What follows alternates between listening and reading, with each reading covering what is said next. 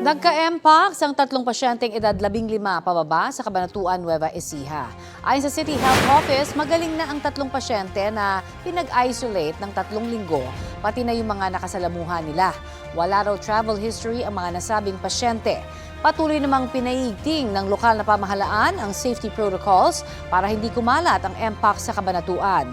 Sa panayam ng Super Radio DZBB kay Department of Health Assistant Secretary Albert Domingo, mas mababa sa 50 ang mpox cases sa bansa nitong Mayo. Mas kaunti raw kumpara noong Abril na lumampas sa 50. Nilinaw rin ng DOH na hindi kailangang mag-lockdown dahil sa mpox. Ang importante, sabi ni ASEC Domingo, sundin ang health protocols gaya ng pagpapanatiling malinis ang katawan, paglimita sa skin-to-skin contact, pagtakip sa ilong at bibig kapag umuubo o bumabahing, pagdisinfect sa gamit ng mga pasyente, at pagpapakonsulta sa doktor kung may nararamdaman ng sintomas gaya po ng lagnat at pananakit ng katawan.